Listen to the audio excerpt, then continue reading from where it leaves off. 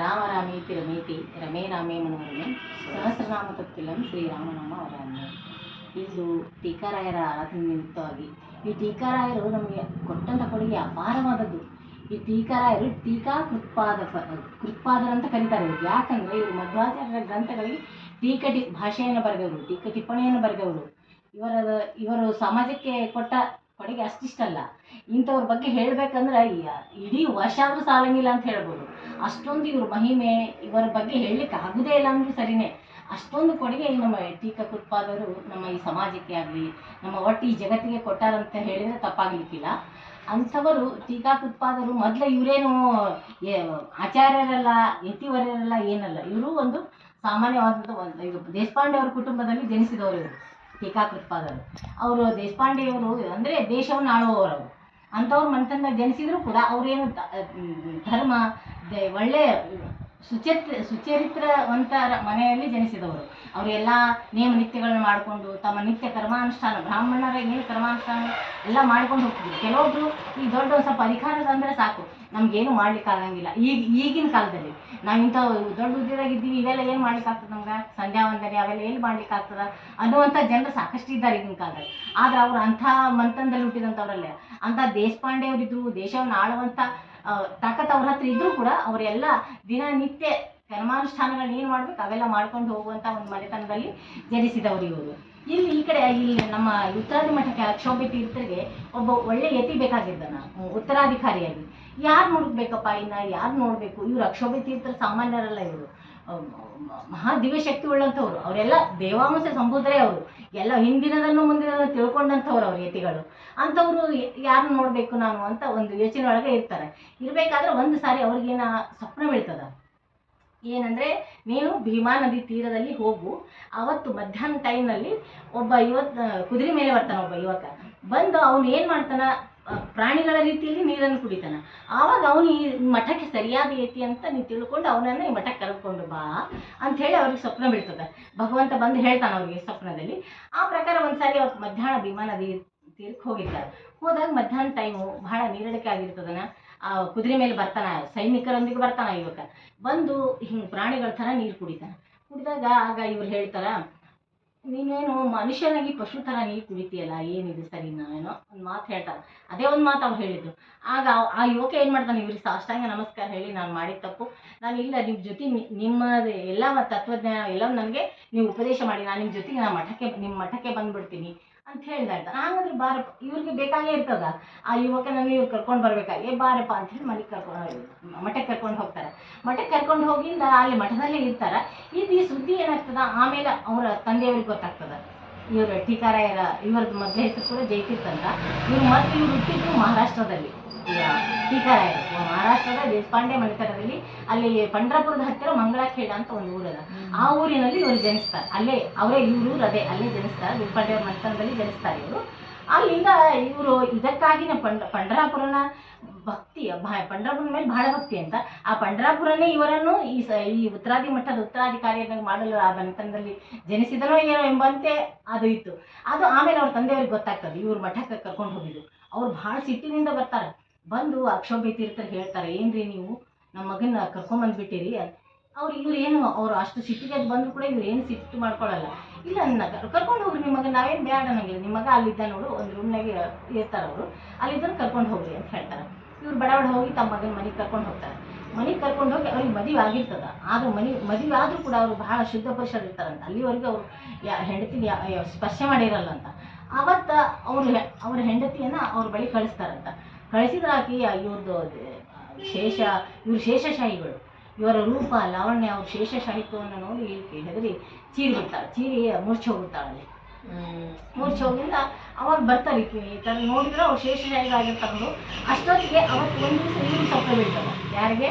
ಇವರು ಟೀಕಾರಾಯರ ತಂದೆ ಇವರಿಗೆ ಸ್ವಪ್ನ ಏನಂತ ಬೀಳ್ತದ, ನಿನ್ನ ಮಗ ಹುಟ್ಟಿದ್ದು ಮಠಕ್ಕಾಗಿ ಹುಟ್ಟಾರ, ಅವ್ರು ಯತಿಗಳಾಗಬೇಕು, ಯತಿವರೇಣ್ಯರಾಗ್ತಾರ, ಅವರನ್ನು ನೀನು ಆ ಮಠಕ್ಕೆ ಬಿಟ್ಟು ಬಂದ್ಬಿಡು, ಅದು ನಿನಗೆ ಒಳ್ಳೆಯದು, ನೀನು ಎಷ್ಟು ಬೇಗ ನೀನು ಅವರನ್ನು ಮಠಕ್ಕೆ ಬಿಟ್ಟು ಬರ್ತಿ ಅದೇ ನಿನಗೆ ಶ್ರೇಯಸ್ಸು, ಅದು ಒಳ್ಳೆಯದು ಅಂತ ಹೇಳಿ ಅವ್ರಿಗೆ ಆ ಥರ ಕನಸು ಬೀಳ್ತದೆ. ಆ ಥರ ಕನಸು ಬಿದ್ದಿಂದ ಆಮೇಲೆ ಇವ್ರಿಗೇನು ಕನಸು ಬೀಳ್ತದ ಟೀಕಾಕೃತ್ಪಾದ, ನೀನು ಈ ಮಠಕ್ಕಾಗೆ ಹುಟ್ಟಿದ್ದದ, ನೀನು ಈ ಯತಿ ಹಾಗೆ ಅಲ್ಲಿ ಅವ್ರ ಮಠಕ್ಕೆ ಹೋದಾಗನೇ ಆ ರೀತಿ ಕನಸು ಬೀಳ್ತದೆ ಅವ್ರಿಗೆ, ನೀನು ಇಲ್ಲಿ ಯತಿವರೇಣ್ಯರಾಗೇ ಇರಬೇಕು, ನೀನು ಯಾವ ಸಂಸಾರಿಕ ಸುಖ ಭೋಗಗಳಿಗೆ ನೀನು ಲಕ್ಷ್ಯ ಕೊಡ್ಲಿಕ್ಕೆ ಹೋಗಬೇಡ, ನೀನು ಯತಿವರೇಣ್ಯರಾಗಿ ನೀನು ಸಮಾಜ ಸೇವೆಯನ್ನು ಇದೆ ಈ ಲೋಕ ಕಲ್ಯಾಣಕ್ಕಾಗಿ ನೀನು ಕಾರ್ಯವನ್ನು ಮಾಡು ಅಂತ ಹೇಳಿ ಅವ್ರಿಗೆ ಆ ಥರ ಕನಸು ಬಿದ್ದಿರ್ತದೆ. ಹಿಂಗೆ ಈ 3 ಜನರಿಗೆ ಈ ಕನಸಿನ ಮುಖಾಂತರ ಇವರು ಈ ಉತ್ತರಾದಿ ಮಠಕ್ಕೆ ಉತ್ತರಾಧಿಕಾರಿಯಾಗಿ ಬರಲು ಒಂದು ಒಳ್ಳೆಯ ಸುಸಂಧಿ, ಅಥವಾ ಇವರು ಬರ್ಲಿಕ್ಕೆ ಈ ಉತ್ತರಾದಿ ಮಠದ ಯತಿಗಳಾಗಿ ಬರ್ಲಿಕ್ಕೇನೆ ಇವ್ರು ಹುಟ್ಟ್ಯಾರಂತ ಹೇಳ್ಬೋದು.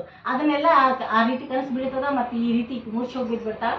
ಇನ್ನು ಭಾಳ ಹೊತ್ತು ಈ ಮನೆಗೆ ಇಟ್ಕೊಳ್ಳೋದು ಒಳ್ಳೆಯದಲ್ಲ ಅಂತ ಅಂದ್ಕೊಂಡು ತಮ್ಮ ಮಗನ ಕರ್ಕೊಂಡು ಹೋಗಿ ಅಕ್ಷೋಭ್ಯ ತೀರ್ಥರಿಗೆ ಸಾಷ್ಟಾಂಗ ನಮಸ್ಕಾರ ಮಾಡಿ, ನಾವು ಆ ರೀತಿ ನಿಮ್ಗೆ ಅಂದಿದ್ದು ತಪ್ಪಾಯಿತು, ಇದು ನನ್ನ ಮಗ ಈ ಮಠಕ್ಕೆ ಹಾಗೇನೆ ಹುಟ್ಟ್ಯಾನ ಅಂಥೇಳಿ ಮಠಕ್ಕೆ ಕೊಟ್ಟು ಬಂದ್ಬಿಡ್ತಾರೆ. ಆಗ ಅವ್ರಿಗಿರೋದು ಬರೀ 20 ವಯಸ್ಸಿತ್ತಂತ ಟೀಕಾರಾಯರಿಗೆ. ಅಲ್ಲಿ ಬಂದಾಗ ಟೀಕಾರಾಯರಿಗೆ 20 ವಯಸ್ಸಿದ್ದಾಗ ಅಲ್ಲಿಂದ ಅವ್ರ ತತ್ವಜ್ಞಾನ ಏನೆಲ್ಲ ವಿದ್ಯೆ ಏನೇನು ಕಲಿಸ್ಬೇಕು ಎಲ್ಲ ವಿದ್ಯೆಗಳನ್ನು ಅಕ್ಷೋಭ್ಯ ತೀರ್ಥರು ಇವ್ರಿಗೆ ಎಲ್ಲ ರೀತಿ ವಿದ್ಯೆಗಳನ್ನ ಕಲಿಸ್ತಾರೆ. ಆ ರೀತಿ ವಿದ್ಯೆ ಕಲ್ಕೊಂಡ್ಮೇಲೆ ಇವ್ರು ಎಲ್ಲ ಕಡೆ ಯಾವಾಗಂತೂ ದೇಶ ಹೋಗೋದಿರ್ತದೆ, ನೋಡಿದ್ರೆ ಬಸ್ ಇರಲ್ಲ ಏನಿರಲ್ಲ, ದೇಶ ಸಂಚಾರ ಹೋಗಿ ಎಲ್ಲ ಕಡೆ ದಿಗ್ವಿಜಯನ ಸಾರಿಕೊಂಡು ಇವ್ರು ಬರ್ತಾರೆ. ಬರಬೇಕಾದ್ರೆ ಈ ಅಕ್ಷೋಭ್ಯ ತೀರ್ಥರ ಮಹಿಮೆನೂ ಬಹಳ ಅಪಾರವಾದದ್ದು. ಅಕ್ಷೋಭ್ಯ ತೀರ್ಥರ ಮಹಿಮೆ ಅಂತ ತಿಳ್ಕೊಬೇಕಾದ್ರೆ ಏನಂದ್ರೆ, ಒಂದ್ಸಾರಿ ರಾಮಣ್ಣ ಮಂದಣ್ಣ ಇಬ್ರು ಸಾಮಾನ್ಯ ಮನುಷ್ಯರವರು ಅವ್ರು ಬ್ರಹ್ಮಹತ್ಯೆ ಮಾಡ್ಕೊಂಡು ಬಂದಿರ್ತಾರಂತ. ಬಂದು ಹೇಳಿದ್ರಂತ, ನಾವು ಬ್ರಹ್ಮಹತ್ಯೆ ದೋಷ ಬಂದ್ಬಿಟ್ಟದ್ರಿ ನಮ್ಗೆ, ನಾವು ಇದು ಪಾಪ ಪರಿಹಾರ ಮಾಡ್ಕೋದ, ಬಹಳ ನಮಗೆ ಇದರಿಂದ ತ್ರಾಸ ಆಗ್ಬಿಟ್ಟದ, ನಾವು ಈ ರೀತಿ ದೋಷ ಮಾಡಿದ್ದು ಅಂದ್ರೆ ಜನರೆಲ್ಲ ಇವ್ರನ್ನ ಬಹಿಷ್ಕಾರ ಮಾಡಿಬಿಟ್ಟಿರ್ತಾರ, ಇವ್ರಿಂತ ಬ್ರಹ್ಮಹತ್ಯೆ ದೋಷ ಮಾಡ್ಯಾರ, ಇವ್ರು ನಮ್ಮ ಹತ್ರ ಬರೋದು ಬೇಡ ಅಂತ ಹೇಳಿ ಅಂದಾಗ ಆಗ ಈ ಗುರುಗಳ ಹತ್ರ ಬರ್ತಾರ. ಅವ್ರು ಅಕ್ಷೋಭ್ಯ ತೀರ್ಥರ ಹತ್ರ ಬಂದಾಗ ಅಕ್ಷೋಭ್ಯ ತೀರ್ಥರು ಇವ್ರನ್ನ ಪರೀಕ್ಷೆ ಮಾಡ್ಲಿಕ್ಕೆ ನೋಡ್ತಾರ. ಇವ್ರು ಆಗ್ಲೇ ಪಶ್ಚಾತ್ತಾಪಿಗಳ, ಅವರೆಲ್ಲ ದಿವ್ಯಜ್ಞಾನಿಗಳು, ಅವ್ರಿಗೆ ಏನೆಲ್ಲ ಗೊತ್ತಾಗ್ಬಿಡ್ತದೆ ಇವ್ರ ಮನಸ್ಸಿನಾಗ ಏನದ ಅಂತ. ಇವ್ರು ಪಶ್ಚಾತ್ತಾಪ ಪಟ್ಕೊಂಡಾರ, ಈಗ ಇವ್ರಿಗೆ ಕ್ಷಮಿಸಿ ಬಿಡ್ಬೋದು ಅಂತ ಅನ್ಸಿರ್ತದೆ. ಆದ್ರೂ ಅವ್ರಿಗೆ ಇವ್ರನ್ನ ಇನ್ನೂ ಸ್ವಲ್ಪ ಪರೀಕ್ಷೆ ಮಾಡೋಣ ಅಂತ ಹೇಳ್ತಾರೆ. ಈಗ ನೀವು ಇಂಥ ಬ್ರಹ್ಮಹತ್ಯೆ ದೋಷ ಮಾಡಿರಲ್ಲ, ಈ ದೋಷ ಪರಿಹಾರಕ್ಕಾಗಿ ನೀವೇನು ಮಾಡ್ಬೇಕು ಗೊತ್ತಾ, ಈಗ ದೊಡ್ಡ ಮರ ಇರ್ತದಲ್ಲಿ ಭೀಮಾ ನದಿ ತಟದಲ್ಲಿ, ಆ ಮರವನ್ನು ಹತ್ತಿಬಿಟ್ಟು ಆ ಮರದನ್ನು ತೂಗು ಬಿದ್ದು ನೀವು ನೀರಲ್ಲಿ ಮುಳುಗಿ ನೀವು ನೀರಲ್ಲಿ ಮುಳುಗಿ ನಿಮ್ಮ ಜೀವವನ್ನು ತ್ಯಾಗ ಮಾಡಿದ್ರಂದ್ರೆ ನೀವು ಮಾಡಿದಂಥ ಪಾಪಕ್ಕೆ ಪ್ರಾಯಶ್ಚಿತ್ತ ಆಗ್ತದೆ ಅದು ಅಂತ ಹೇಳ್ತಾರೆ. ಅವ್ರು ಒಳ್ಳೆನಂಗಿಲ್ಲ ಅದಕ್ಕೆ. ಇವ್ರು ಹೇಳಿದ್ದೇ ಒಂದು ತಡ ಬಡ ಬಡ ಬಡ ಗಿಡ ಹತ್ತಿ ಬಿಡ್ತಾರೆ. ಗಿಡ ಹತ್ತಿ ಆದರೂ ತುದಿಗೆ ಹೋಗಿ ಗುರುಗಳೇ ನಾವಿದ ನಮ್ಮ ದೇಹವನ್ನು ತ್ಯಾಗ ಮಾಡ್ತೀವಿ ಅಂತ ಕೇಳ್ತಾರೆ. ಆಗ ಟೀಕಾಕೃತ್ಪಾದಕರು ಹೇಳ್ತಾರೆ, ಗೊತ್ತಾಗ್ತದೆ ಇವ್ರು ಬಹಳ ಚಲೋ ಮಂದಿ ಇದ್ದಾರೆ, ಇವ್ರಿಗೆ ಪ್ರಾಯಶ್ಚಿತ್ತ ಆಗ್ಯದ, ಇಲ್ಲ ನೀವು ಜೀವ ತ್ಯಾಗ ಮಾಡಬೇಡ್ರಿ, ಬರ್ರಿ ನನ್ನ ಹತ್ರ ಅಂತ ಹೇಳ್ತಾರೆ. ಬರ್ರಿ ಅಂತ ಹೇಳಿ ತಮ್ಮ ಮಂತ್ರ ಪಠಿಸಿ ಮಂತ್ರದಿಂದ ಮಂತ್ರಾಕ್ಷತಿ, ಫಲ ಮಂತ್ರಾಕ್ಷತಿ ಮತ್ತು ನೀರನ್ನು ಪ್ರೋಕ್ಷಣೆ ಮಾಡ್ತಾರೆ. ಅಂದರೆ ಅವ್ರಿಗೆ ಬಂದಂಥ ಪಾಪ ಎಲ್ಲ ಪರಿಹಾರ ಆಗಲಿ ಅಂತ ಹೇಳಿ ಎಲ್ಲ ಪರಿಹಾರ ಆಗ್ತದ. ಆದರೂ ಕೂಡ ಜನರಿಗೆ ಹೇಳಿಲ್ಲ, ಇವ್ರದ್ದು ಎಲ್ಲ ಅವ್ರು ಪ್ರಾಯಶ್ಚಿತ್ತಗೊಂಡಾರ, ಪಾಪ ಪರಿಹಾರ ಆಗ್ಯದ, ಇನ್ಮೇಲೆ ಅವ್ರನ್ನ ಊರಿಗೆ ಹೊರಗಡೆ ಇಡಬೇಡ್ರಿ, ಕರ್ಕೊಡ್ರಿ ಅಂದ್ರೆ ಜನ ಕೇಳಬೇಕಲ್ಲ, ಕೇಳಂಗಿಲ್ಲ. ಇಲ್ಲ ಅವ್ರು ಅಂಥದ್ದು ಬಹಳ ಕೆಟ್ಟ ಹತ್ಯೆ ಮಾಡ್ಯಾರ, ಅವ್ರು ಬ್ರಹ್ಮಹತ್ಯೆನ, ಅವ್ರಿಗೆ ಪಾಪ ಬರೋದೆ, ಅವ್ರು ನಾವು ಊರಾಗ ಸೇರಿಸ್ಕೊಳಂಗಿಲ್ಲ ಅಂತ. ಅದಕ್ಕೆ ಅಕ್ಷೋಭ್ಯ ತೀರ್ಥರು ಮತ್ತೊಮ್ಮೆ ಅವ್ರಿಗೆ ಎಲ್ರಿಗೂ ತಿಳಿಸ್ಕೊಡ್ಬೇಕಲ್ಲ, ಅದಕ್ಕೊಂದು ಬಿಳೆ ವಸ್ತ್ರ ತರಿಸ್ತಾರೆ. ಅವರು ಬಿಳೆ ವಸ್ತ್ರ ತರಿಸಿ ಅದನ್ನ ಕಪ್ಪು ಬಟ್ಟೆಯೊಳಗೆ ಕಪ್ಪು ನೀರಿನಲ್ಲಿ ಎದ್ದುತ್ತಾರೆ. ಎದ್ದ ಮೇಲೆ ಕಪ್ಪಾಗ್ತದೆ. ಅದು ಕಪ್ಪಾಗಿಂದ ಏನು ಮಾಡ್ತಾರ, ಇದನ್ನೆಲ್ಲ ನದಿ ತೀರಗಳೇ ಅಂದ್ರೆ ನದಿಗಳಲ್ಲಿ ಮಿಂದ್ರೆ ಪಾಪ ಹೋಗ್ತದ ಅಂತೀವಲ್ಲ ನಾವು, ಅದಕ್ಕೆ ನದಿಗಳಲ್ಲೆಲ್ಲ ಇದನ್ನ ಎದ್ದುಕೊಂಡು ಬರ್ರಿ, ಅದ್ರ ಬಣ್ಣ ಹೋಗ್ತದೇನ ನೋಡ್ರಿ ಅಂತ ಹೇಳ್ತಾರೆ ಅವರು. ಅದನ್ನ ಅವಾಗಿನ ಕಾಲಕ್ಕಂತ ನಡ್ಕೊಂಡು ಹೋಗ್ಬೇಕಲ್ಲ, ಎಲ್ಲಾ ತೀರ್ಥಯಾತ್ರೆಗಳನ್ನ ಮಾಡ್ಕೊಂಡು ಅದನ್ನ ಎಲ್ಲಾ ತೀರ್ಥದೊಳಗೆ ಅದನ್ನ ಎದ್ದು ತಗೊಂಡು ಬಂದಿರ್ತಾರೆ. ಎಷ್ಟು ವರ್ಷಗಳು ಕಳೆದಿರ್ತಾವ ಏನು, ಎದ್ದು ಬಂದು ಆಮೇಲೆ ತಂದು ತೋರಿಸಿದ್ರೆ ಅದು ಕಪ್ಪನೇ ಇರ್ತದೆ. ಅವಾಗ ಎಲ್ಲ ಜನರನ್ನೆಲ್ಲ ಸೇರಿಸ್ತಾರೆ ಅಕ್ಷೋಭ್ಯ ತೀರ್ಥರು.